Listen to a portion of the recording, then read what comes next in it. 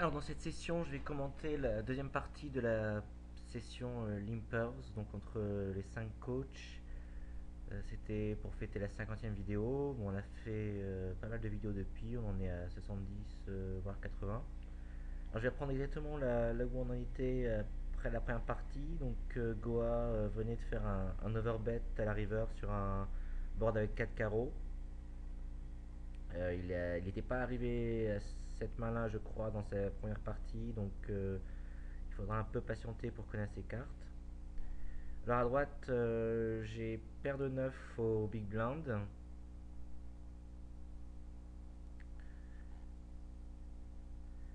Et je décide de défendre ici. Alors évidemment, le 3 bet est tout à fait possible également. Je vais alterner entre flatté et 3 bet. Je pense qu'en soi, le 3 bet est probablement légèrement supérieur avec paire de 9, paire de 10. Mais bon, c'est assez close de toute manière. Alors évidemment, c'est un 3 bet avec l'intention de stacker pré-flop face à un 4 bet, sachant que l'ouverture est au cut-off, donc c'est quand même un range assez large de la part de l'adversaire. Mais en même temps, j'ai envie d'avoir pas mal de brelans quand je défends pré-flop au big blind face à une ouverture du cut-off. Alors je vais assez régulièrement 3-BT les petites pocket pairs, paires de 5, sachant que ce sera très difficile d'être profitable si on défend pré-flop. Et ensuite, paire de 10, paire de 8, je vais régulièrement flatter, parfois 3-BT suivant la dynamique. Et paire de 9, paire de 10, je vais alterner entre 3 bêtes et défense. En revanche, avec paire de valet et mieux, je vais quasiment systématiquement 3-BT face à une ouverture du cut-off, sachant que il y a vraiment énormément de valeur ici à 3-BT.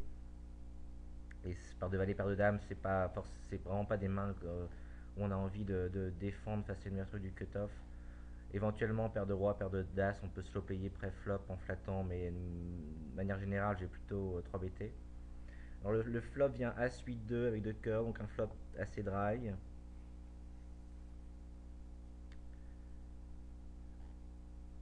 Alors un stack call, Balmix fait un continuation bet, je pense qu'il va faire un continuation bet avec quasiment tout son range ici. Il va éventuellement checker des mains type entre paire de 10, paire de roi, ce genre de main, mais ça reste un range très très limité de check behind, de check au flop. Alors je décide de faire un check call au flop, je pense que c'est relativement standard, on peut folder des mains entre paire de 3 et paire de 7 et coller paire de 9 et plus. Sur un blanc au turn, je pense qu'il va assez rarement de barreler, sachant que j'aurai toujours au minimum une paire en main et bon, éventuellement un tirage de couleur.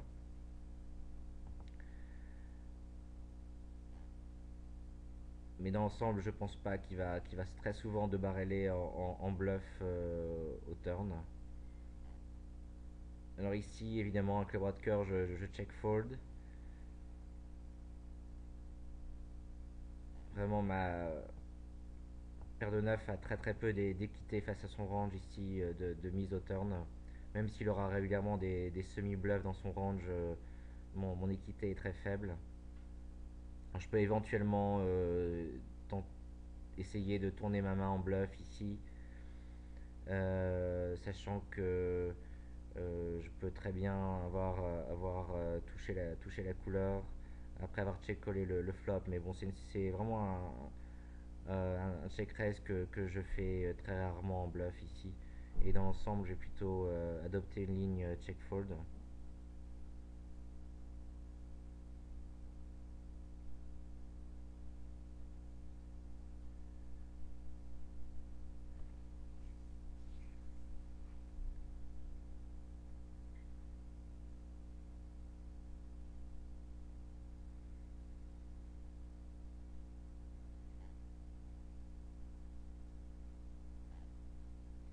Alors à gauche, c'est ouverture de Balmix au nord de gun, défense de Don Limit, check call de Don Limit au flop.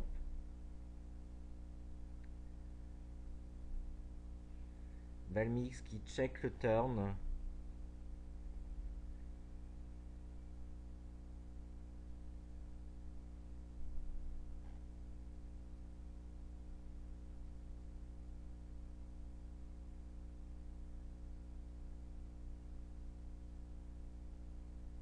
et check call de Cyril à la river. Alors, il me semble me souvenir que Cyril avait un roi ici, une main type roi valet suited, je crois. Alors, je pense qu'il est intéressant dans cette main, c'est le check au turn. C'est vrai que personnellement, j'aurais plutôt tendance à débarreler, mais le check au turn est assez intéressant. J'aurais tendance à débarreler parce que je serais quasiment jamais check raisé. Pour cela, il faudrait que Cyril ait paire de 7, paire de 2 en main et qu'il décide de slow player. Donc c'est un range quand même très limité de slow play. En plus du fait qu'il décide de slow player ce flop, ce qui est tout à fait envisageable évidemment.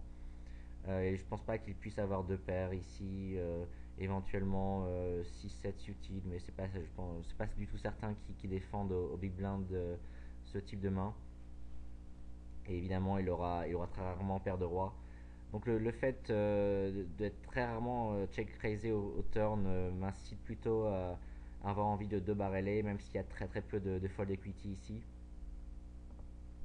Alors, contre un joueur comme Cyril, je pense jamais bluffer la river.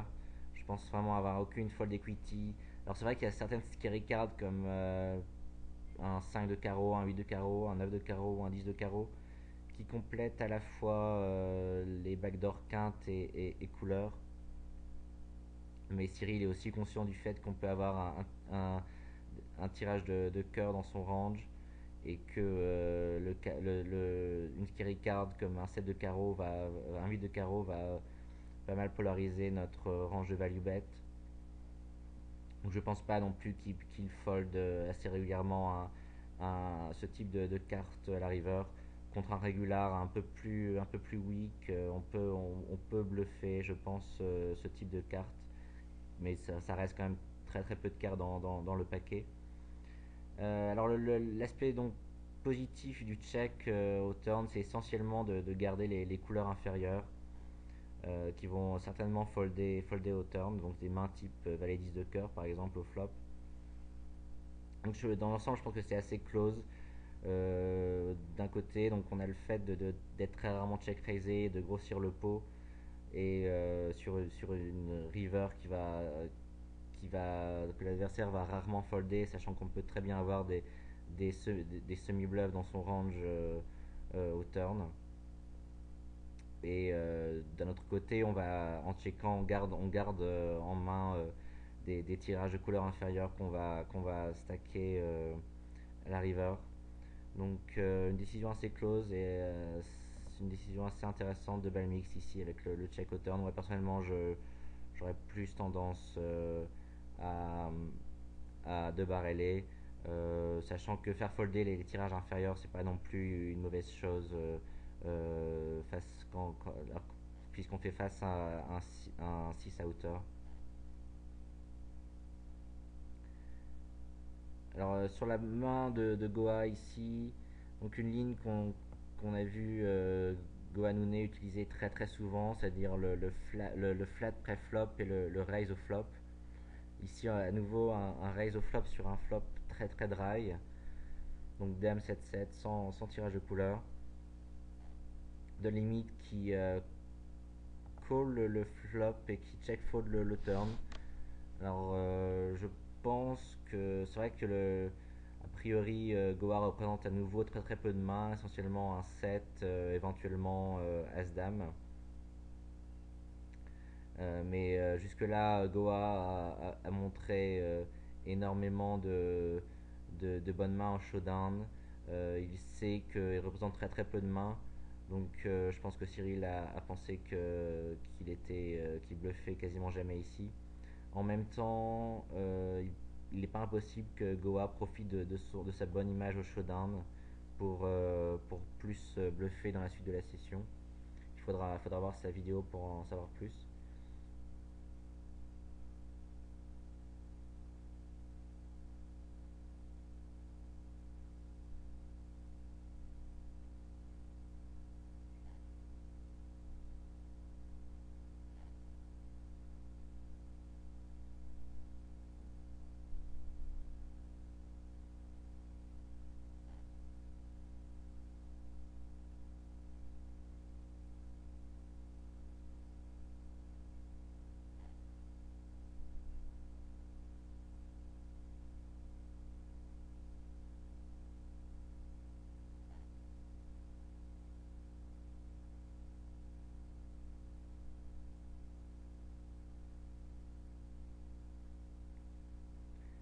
Alors à gauche, défense pré-flop super standard, vraiment automatique je pense, avec Dame 8 suited face à une ouverture du small blind.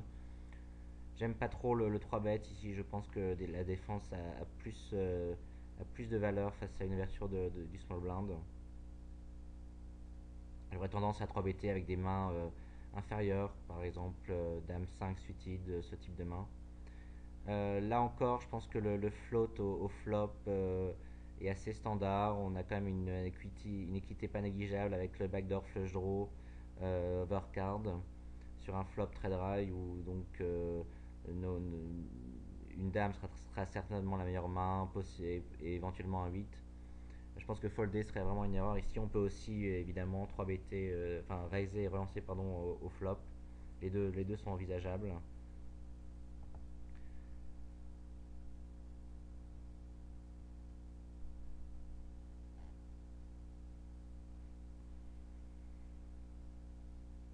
Alors ici, je décide de miser au turn. J'aime pas trop la mise au turn, sachant qu'on a tirage de gutshot et que la carte gratuite, on a envie aussi de prendre la carte gratuite. Je pense qu'à ce moment-là de la session, j'étais un peu sevré de pot. J'avais un peu envie de remporter pas mal de pots, donc ça me simule un peu de tilt, je pense. Mais je pense vraiment que checker le turn une fois qu'on a récupéré un tirage de gutshot est meilleur. On aura plus tendance à bluffer au turn sur un blanc.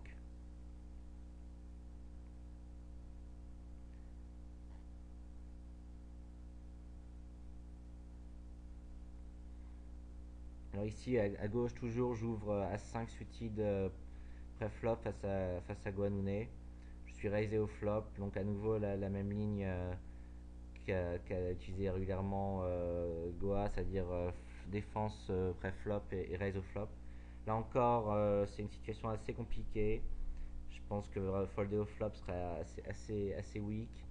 Euh, alors évidemment, le 3 de pique au turn est a priori une très mauvaise carte pour ma main. Malgré tout, je pense que Goa ne relance pas. Enfin, je connaissais pas vraiment son jeu au moment de la session. Donc jusque là, il a montré énormément de bonnes mains en showdown. J'avais J'avais vraiment pas envie, je pense, à ce moment-là de la session, de rejouer un gros pot avec une main marginale. Malgré tout, je pense, bon, maintenant que je connais un peu mieux Gohanune, je pense que folder est en fait une mauvaise chose ici. Je pense qu'il a très peu de couleurs. Il va, comme je pense pas mal de bons joueurs, il va surtout flatter ses tirages de couleurs au flop, raiser probablement relancer les tirages de couleur max pour les raisons que j'ai déjà évoquées régulièrement. Et en plus, ça permet aussi de représenter, d'avoir des couleurs possibles dans son range au turn. Mais dans l'ensemble, je pense qu'il n'a pas énormément de couleurs au turn dans son range. Et en revanche, de la manière, il aura quasiment jamais un 3. Donc essentiellement, il représente au turn, si je me mets à sa place en tout cas, la couleur max, éventuellement un full avec une paire de 5, éventuellement As-Roi slow playé avec l'As de pique par exemple. C'est des mains de ce type là, mais c'est aussi, je pense que c'est aussi un bon board pour bluffer au flop, c'est-à-dire relativement dry, et pour poursuivre au turn sur une scary card. Donc si j'étais à la place de Gohanune, je pense que contre moi, il faudrait certainement check-coller le turn et éventuellement même un barrel à la river sur n'importe quelle carte. Mais donc je pense que on peut check-coller ici. Mais encore une fois, j'étais vraiment pas enclin à jouer à nouveau un gros pot contre Gohanune avec une main marginale. Mais en même temps, Goa, il est possible que Goa, comme je l'ai dit avant, profite de sa bonne image au showdown pour être pour passer en mode bluffeur de manière assez irrégulière. La nouveau défense de valet 8 offsuit au big blind, là encore, je pense que il est hors de question de folder.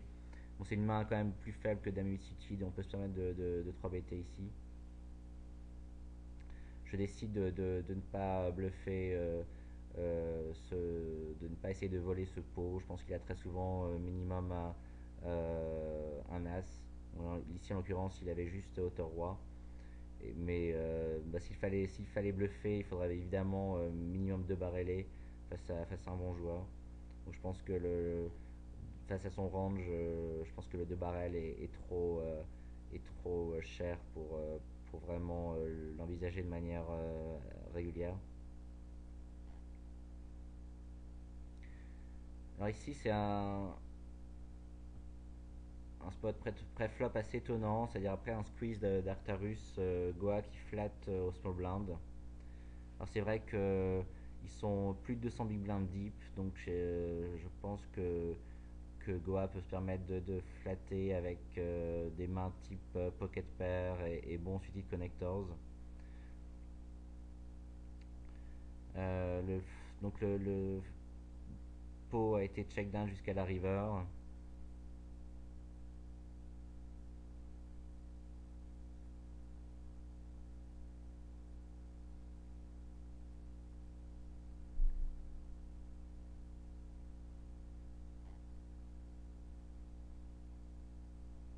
Et Arctarus qui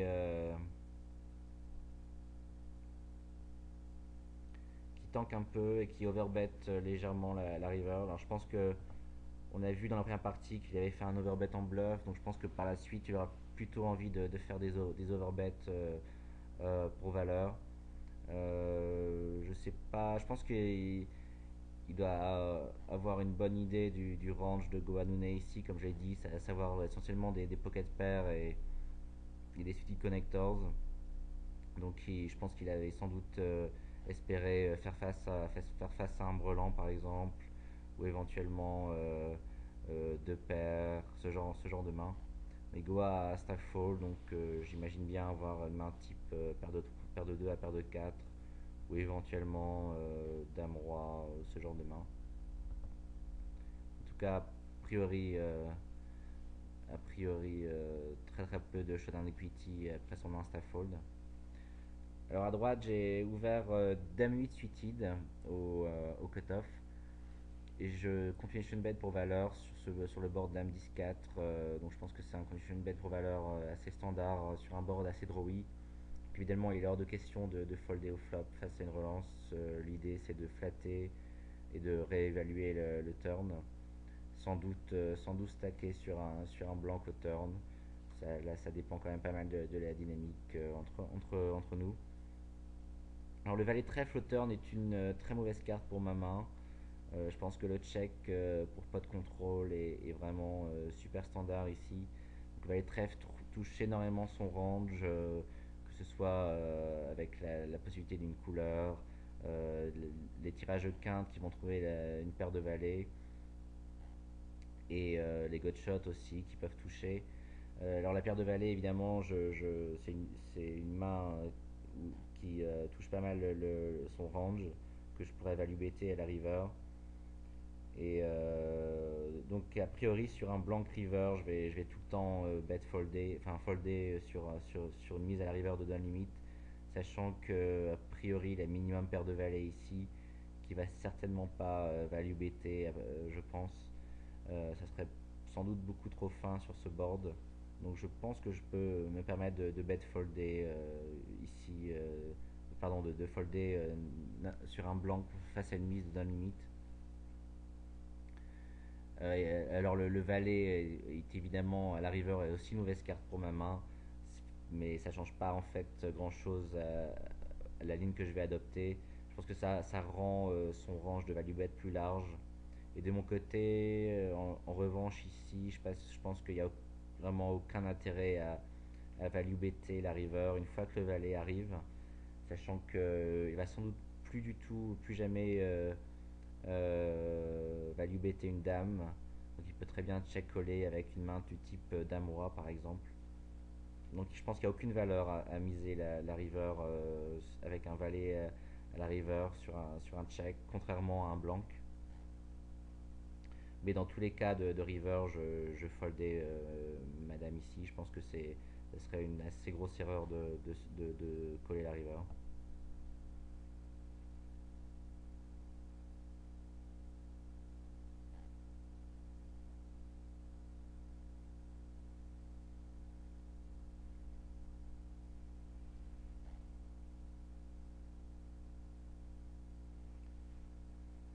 Alors à gauche, Arctarus qui a complété pré-flop et qui a utilisé une ligne assez étonnante. Alors le fait de compléter, bon, je pense que c'est relativement une bonne idée, même si je le fais assez rarement dans ce type de match contre des joueurs aggro en position. Après, Roi Valet Suited, je pense que c'est une main trop forte pour compléter. C'est-à-dire que c'est une main qui supporte bien un 3 bet et on va évidemment flatter pré-flop un 3 bet d'un joueur assez aggro comme Don Limit. Ensuite, Artarius décide de check-coller au flop et check-coller au turn. Je pense que, bon, évidemment, contre son range, il est probablement pas dans une position horrible. Mais malgré tout, j'aime pas trop ce type de ligne où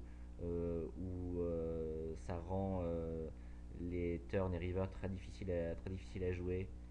Personnellement, je vais plutôt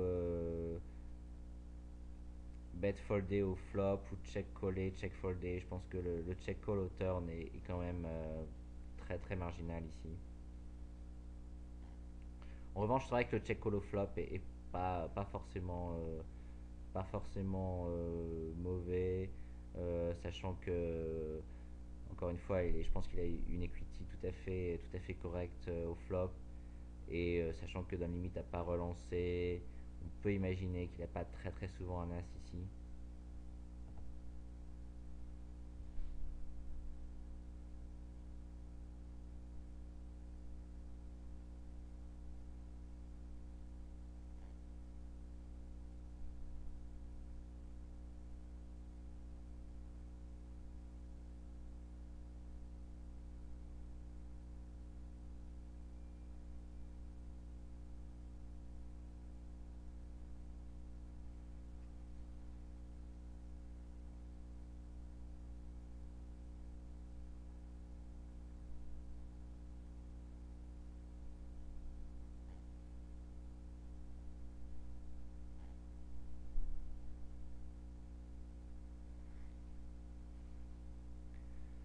Alors à gauche, je décide de faire un call 4 bet avec 7-5 offsuit. Je pense que c'est bon, le call 4 bet suite à une relance du cutoff et un 3 bet du bouton de joueur agressif. C'est une ligne assez standard tant qu'on l'utilise de manière épisodique.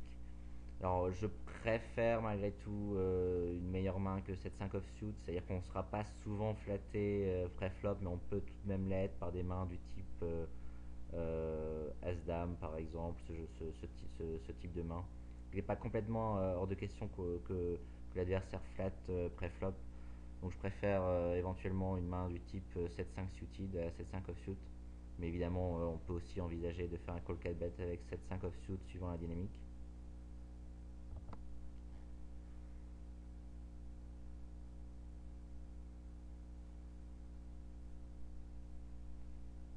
Alors je pense que c'est vrai aussi que bon, ce genre de session n'est pas forcément idéal pour faire des call 4 bet. En même temps, Don Limit a quand même une image assez mauvaise à ce moment-là de la session, suite par exemple à son 5 bet call 5 bet avec Roi 10. Donc je pense qu'à ce moment-là, j'imaginais que Don Limit allait très rarement chauver en bluff suite à son image. Alors à droite, c'est une main assez intéressante. sur laquelle j'aimerais revenir. Où, donc Goa à nouveau flat pré-flop, donc face à une ouverture de limite au cut-off et donc Goa qui est au bouton. Il suit le continuation bet de Cyril et raise au turn. Donc on a aperçu ses cartes, il avait valet 7 de trèfle.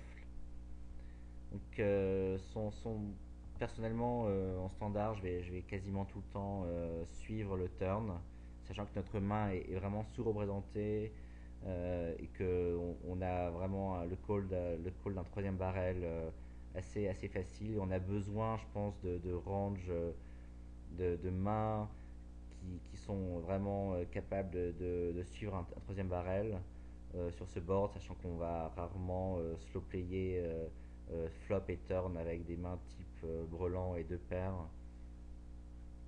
Et en plus, la présence d'une scary card type trèfle à la river va certainement inciter Don Limit à bluffer assez régulièrement, sachant qu'on n'aura pas très souvent un tirage de couleur au turn, à moins qu'on ait un combo draw comme c'est le cas ici. Alors en même temps, je pense que le raise de Goa est assez intéressant. Là encore, je pense il a sans doute, il sait qu'il a sans doute une image très aggro.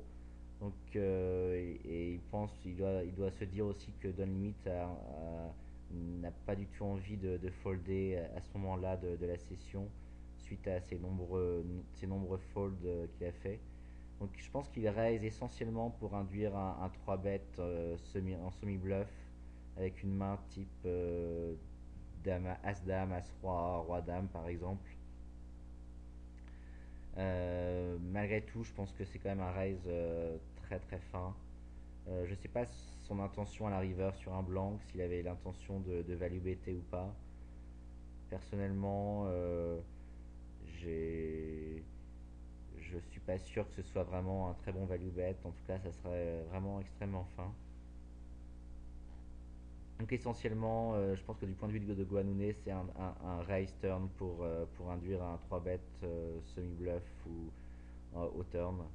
Je pense que à part ça, il n'y a pas vraiment de raison de relancer au turn ici.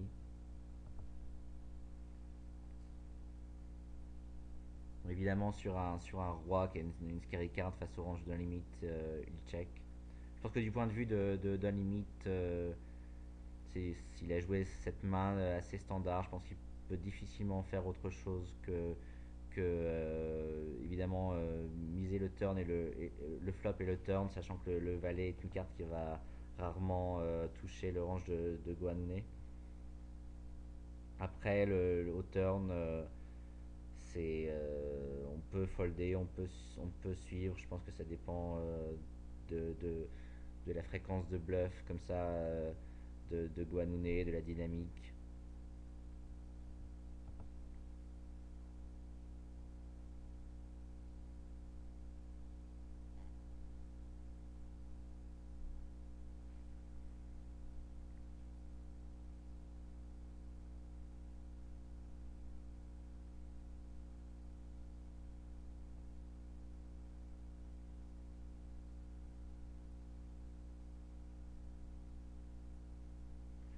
Alors à gauche, 3 bêtes à nouveau avec une main qui ne supporte pas un flat pré-flop. 4 bêtes d'Artarus. Donc on l'a vu faire pas mal de call 4 bêtes précédemment.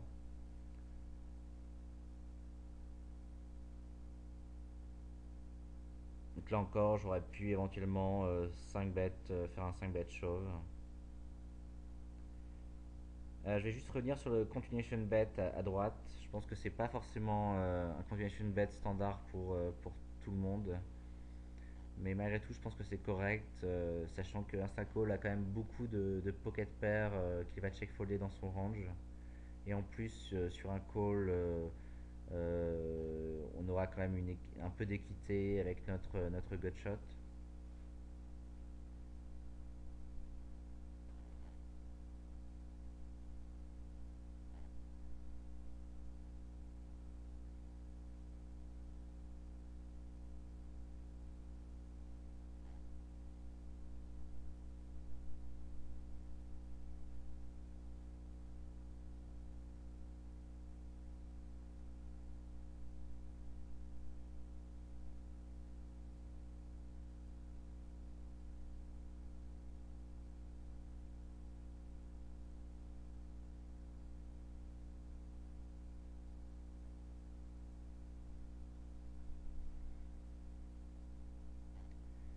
Alors j'ai As-Dame à gauche, As-Dame suicide, donc oui, je trouve donc flatté par Actarus et je trouve Gutshot Overcard au flop. Donc je pense que c'est vraiment un continuation bet super standard. Faire autre chose serait une erreur, je pense.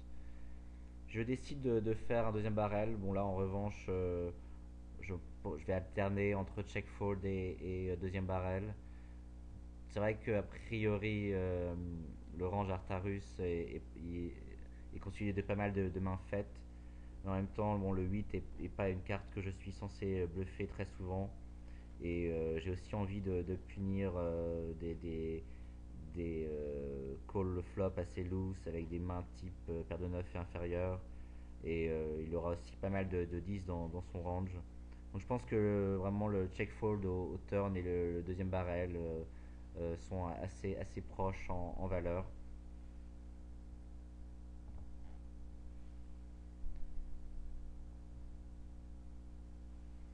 Alors sur un call du deuxième barrel, évidemment, je vais check folder la river. Je pense qu'il n'y a pas ici d'intérêt à faire un troisième barrel. Son range est concentré sur paire de roi et plus. Je pense qu'il va quasiment tout le temps folder des mains inférieures après le deuxième barrel au turn. Et il peut éventuellement avoir des doubles floats dans son range avec des mains type valet 9, dame valet. Mais ça reste, je pense, un range assez minoritaire. Donc je check fold la river. Je pense pas qu'un troisième barrel soit bon ici.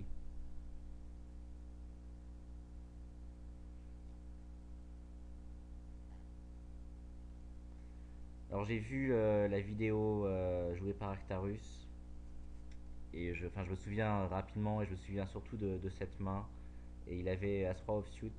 Alors il a fait une petite mise à la river, bon, essentiellement soit pour que je fasse un call avec une main faite assez faible, sachant que j'ai des bonnes côtes, soit pour induire un bluff raise. Je pense que c'est surtout pour induire un bluff raise, sachant qu'il me laisse vraiment des tailles de tapis idéaux pour chauver la river. Alors il avait As-Roi offsuit dans cette main. Alors évidemment, post-flop, sa façon de jouer est quand même assez standard. Je pense qu'on peut éventuellement raiser le flop pour avoir sur un flop très très dry comme ça. Et ça augmente son range de value raise. Mais évidemment, flatter le, les deux premiers barrels est également tout à fait possible. Alors concernant le call pré-flop, j'avoue que j'aurais tendance à 3-BT systématiquement As-Roi offsuit. Si je veux avoir un peu de As-Roi dans mon range, je vais plutôt flatter As-Roi suited. Malgré tout, je pense qu'on a envie d'avoir le maximum de As-Roi de 3 bêtes avec As-Roi dans son range. Parce qu'il y a très très peu de mains qui vont stacker pré-flop sur un 3 bêtes face à une relance under the gun. Donc essentiellement paire de dames plus et As-Roi. Aucune autre main ne va 3-BT avec l'intention de stacker. Donc si on veut avoir aussi des 3 bêtes light dans son range, on a quand même besoin du plus de mains possible de 3 bêtes qui sont capables de stacker. Sinon évidemment les 3 bêtes light vont être très très exploitables. Donc dans l'ensemble, je pense que je vais quasiment systématiquement 3-BT As-Roi avec les positions ici. Et le fait d'avoir très peu de As-Roi dans son range, je pense que c'est assez difficilement exploitable post-flop. Donc personnellement, ça me dérange, ça m'en dérange pas énormément. Alors évidemment, l'intérêt d'avoir As-Roi aussi, c'est d'élargir son range de le haut de son range sur des calls flop turn comme ici.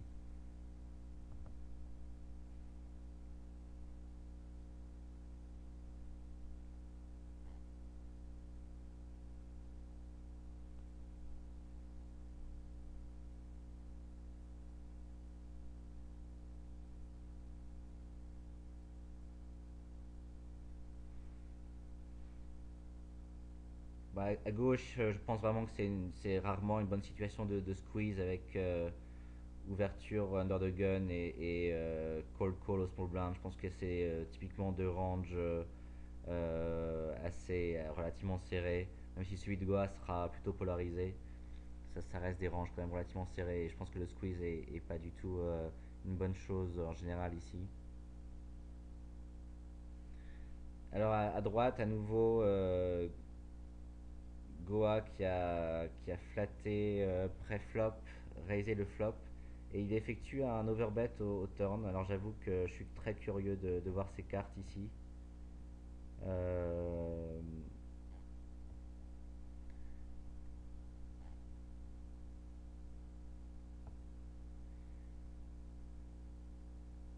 Personnellement, je fais jamais d'overbet au turn, sauf contre vraiment un très mauvais joueur qui aura souvent des ranges type combo draw.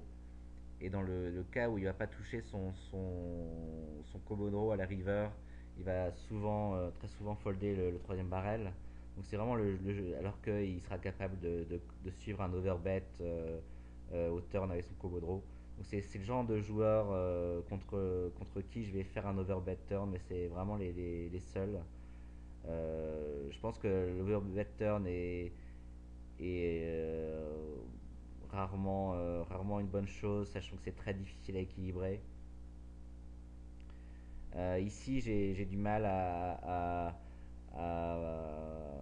lire le range de Goa. Je suis assez curieux de voir ses cartes. Bon, alors le board est très drawy, mais bon, c'est pas non plus une raison pour overbetter. Il peut éventuellement avoir un gros draw type 8-9 de cœur et il souhaite avoir la fold equity maximale ou en revanche, il peut avoir une très bonne main. Euh, mais ça reste quand même assez curieux qu'il overbet avec une très bonne main ici. Donc, ou alors une main type As-10 qui est assez. Qui a besoin de pas mal de protection et qui veut éviter une décision difficile à la river. Mais j'avoue que j'ai pas trop d'idées sur le range ici de Goa et personnellement je ferai jamais un overbet turn dans cette situation face à un bon joueur.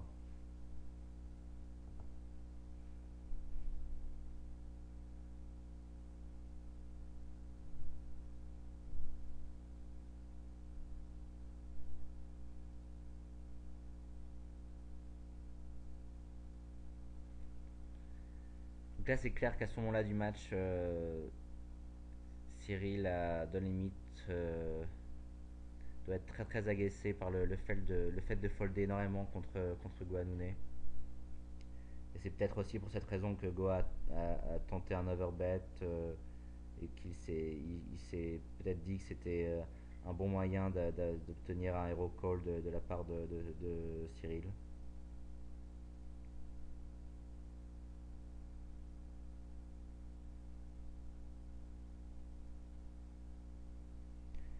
Alors à droite, je flatte 7-8 suited au bouton face à une ouverture de cutoff. Je pense que c'est super standard. Là encore, c'est une main où le 3 bet aurait moins de valeur a priori que le flat. Goa qui fait un continuation bet face à deux joueurs, donc je pense que dans l'ensemble, bon, il peut éventuellement avoir R dans son range, mais dans l'ensemble, je pense qu'il aura assez régulièrement une bonne main et je pense que j'ai un fold automatique ici.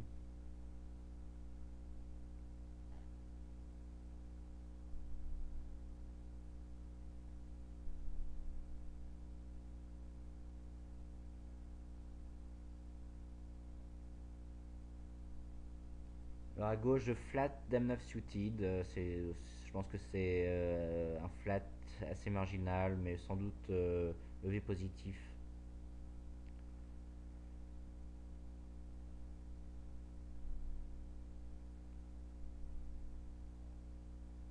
Et Goas qui squeeze au big blind. Alors Goa avec, je pense, fait très très peu de squeeze dans cette session, donc j'avais pas vraiment de raison de me méfier outre mesure d'un squeeze de sa part. Alors c'est vrai que plus on a un joueur qui squeeze énormément sur une situation ouverture du bouton call du small blind, plus on a envie de 3 BT le small blind et de flatter avec des très bonnes mains évidemment pour induire un squeeze.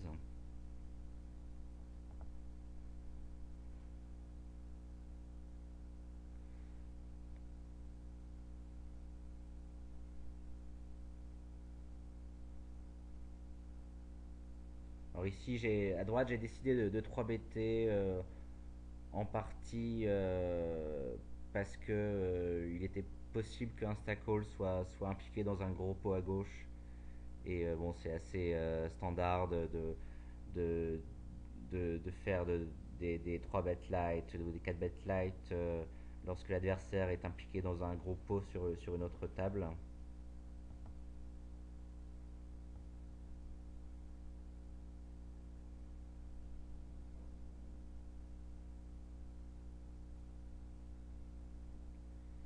Désolé pour la mauvaise manœuvre, je suis revenu au début de la session.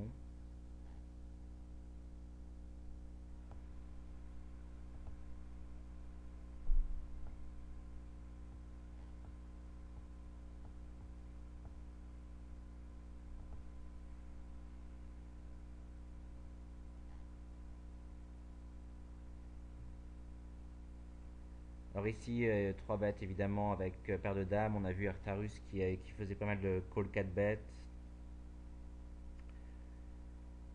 Donc je pense que flatter pour induire un squeeze était sans doute moins bien que 3 BT, sachant que paire de dames joue quand même moins bien sur un pot, si on flatte hors d'opposition au small blind face au bouton.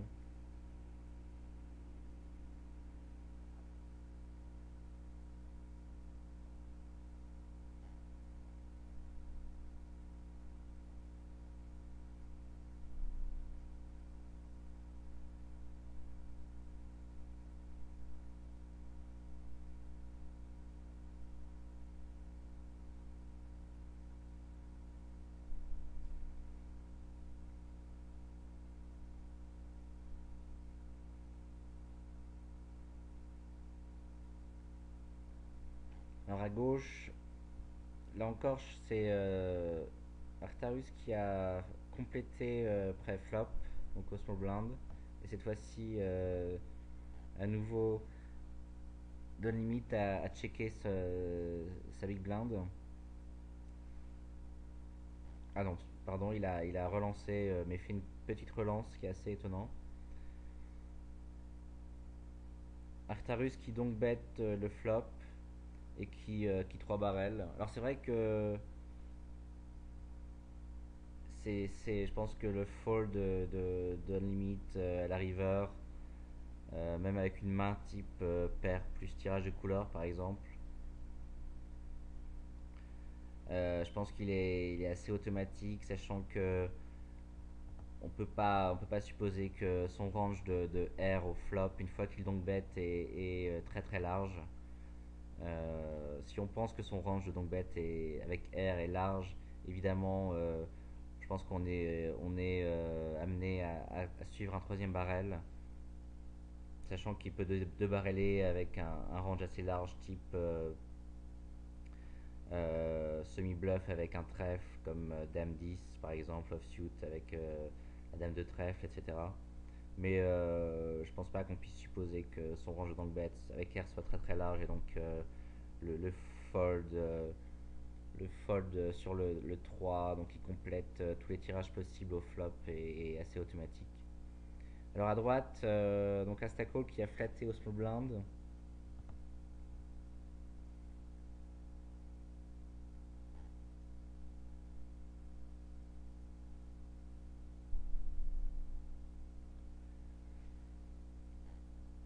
Et je suis le donk bet au flop. Je pense que c'est assez standard, difficile de faire autre chose.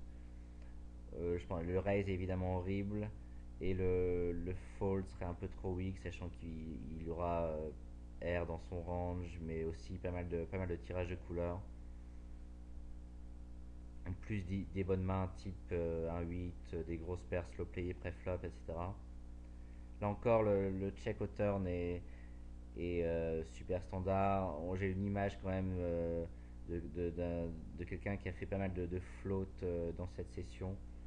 Donc je pense que miser serait assez horrible, sachant que je serais assez régulièrement check raisé. Alors ici, Balmix qui mise la river, je décide de folder. C'est une situation où les régulars en mid ice text bluffent très très peu, parce qu'ils s'attendent à être collés assez light sur cette ligne là. Donc ici, j'ai décidé de folder, pensant que Balmix allait quasiment jamais bluffer. Après, il n'est pas impossible que Balmix soit à un niveau de pensée supérieur et qu'il sache que je sache que il va pas souvent bluffer ici. Mais malgré tout, je pense que contre 90% des régulars en mid-ice stakes, c'est un fold euh, assez standard.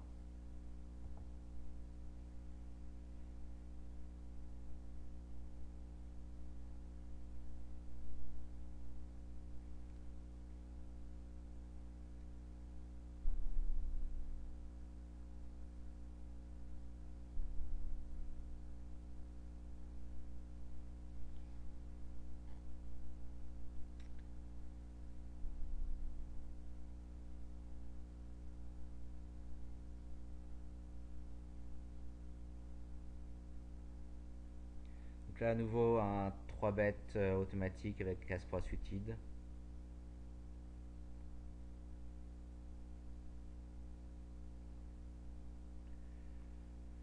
Je pense que là aussi, le continuation bet est assez standard, sachant qu'on a une équité pas négligeable face à un call de Gohanune avec deux overcards, une backdoor flush draw. Si on check, on est obligé de check folder a priori sur ce flop. Donc je pense que faire un continuation bet est meilleur. Bon, cette fois-ci, je pense que le 9 va, va pas mal toucher son range de call au flop avec des mains type 8-9 qui vont évidemment jamais folder. Et je décide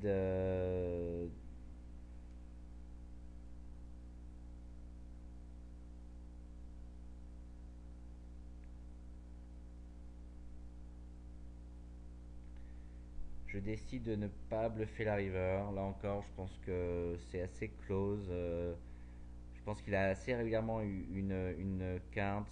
Il n'a pas forcément énormément de tirage de couleurs, par exemple, où il va dans un pot 3BT plus régulièrement raiser au flop. Après, ça dépend vraiment de la façon de jouer de l'adversaire dans un pot 3BT. Certains adversaires vont raiser systématiquement leur draw avec l'intention de stacker au flop, donc avec des mains type 8-9, tirage de carreau, etc. Et en revanche, ils vont suivre essentiellement leurs mains faites, et éventuellement avec quelques flottes avec des mains assez faibles. Donc face à un joueur de ce type-là, je pense que la river était bluffable. En revanche, si on inclut des draws au flop, la combinaison Turn River va toucher énormément cette partie de son range, et je pense que la river devient nettement moins bluffable. Alors on va s'arrêter là pour cette deuxième partie de la session. Et bah, je ferai une troisième partie prochainement, qui sera la dernière partie de la session.